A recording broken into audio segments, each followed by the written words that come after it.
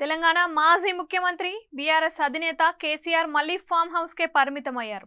ఆయన పార్లమెంట్ ఎన్నికల్లో ఓడిన తరువాత ప్రజల్లోకి రావడం మానేశారు. దీంతో కార్యకర్తలు డీలా పడిపోయారు. నేతలు కూడా వెళ్లిపోతున్నారు. తాజాగా బాన్సువాడ ఎమ్మెల్యే పోచారం శ్రీనివాసరెడ్డి పార్టీ మారిపోయారు. మరికొంతమంది లైన్లో ఉన్నారని చెబుతున్నారు.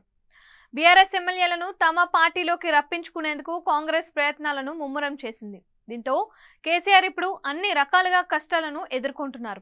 ఒకవైపు తన కుమార్తెను తిహార్ జైలు నుంచి బయటకు రప్పించడం ఆయనకు ఒక సవాల్గా మారింది. అదే సమయంలో విద్యుత్ కొనుగోలు ఒప్పందం కూడా తన మెడకు చుట్టుకునేలా ఉంది.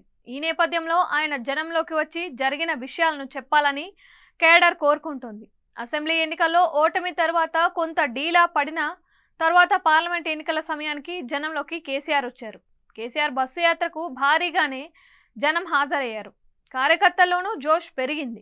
అయితే పార్లమెంటు ఎన్నికల్లో ఒక్క స్థానం కూడా బీఆర్ఎస్ కు దక్కలేదు. లోక్సభలో బీఆర్ఎస్ పాత్ర లేకుండా ఈ ఎన్నికలు చేయడంతో కేసీఆర్ మరింత డీలా పడినట్లు తెలుస్తోంది. ఆయన ఎన్నికల ఫలితాల ముందు ఒకసారి పార్టీ కార్యాలయానికి వచ్చినప్పటికీ ఆ తర్వాత మాత్రం తిరిగి దూరంగానే ఉన్నారు. దీంతో క్షేత్రస్థాయిలో కేడర్ డీలా పడింది. రాష్ట్ర నాయకత్వమే ఇలా ఉంటే ఇక నియోజకవర్గాల్లో తాము ఎలా పనిచేస్తాము అంటున్నారు నియోజకవర్గాల ఇన్ఛార్జీలు.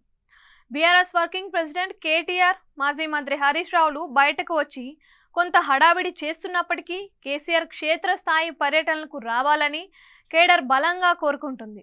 కేడర్లో భరోసా నింపేందుకు ఆయన గ్రౌండ్ లెవెల్లో పర్యటనలు చేస్తేనే ఉపయోగం ఉంటుంది అంటున్నారు. త్వరలో స్థానిక సంస్థల ఎన్నికలు జరగనున్నాయి. కాంగ్రెస్ అధికార పార్టీగా ఊపు మీద ఉంది. అసెంబ్లీ, పార్లమెంట్ ఎన్నికల్లో అత్యధిక స్థానాలను గెలిచి గ్రామ స్థాయిలో ఆ పార్టీ వేళ్లూనుకుంటుంది. మరోవైపు భారతీయ జనతా పార్టీ కూడా గతంలో ఎన్నడూ లేని విధంగా క్షేత్రస్థాయిలో బలోపేతం అవుతూ వస్తుంది. ఈ రెండు పార్టీలు స్థానిక సంస్థల ఎన్నికల్లో ముఖాముఖి తలపడే అవకాశం ఇవ్వవద్దని నేతల మాటగా వినిపిస్తుంది. ఎందుకంటే క్షేత్రస్థాయిలో నాయకత్వం బలంగా ఉంటేనే వచ్చే ఏ ఎన్నికల్లో అయినా సులువుగా ఎదుర్కొనగలము అని చెబుతున్నారు. కానీ ఎన్నికల ఫలితాలు వచ్చి పక్షం రోజులు గడుస్తున్నా కేడర్కు భరోసా ఇస్తూ ధైర్యం చెప్పే మాటలు మాత్రం కేసీఆర్ చేయలేకపోయారు.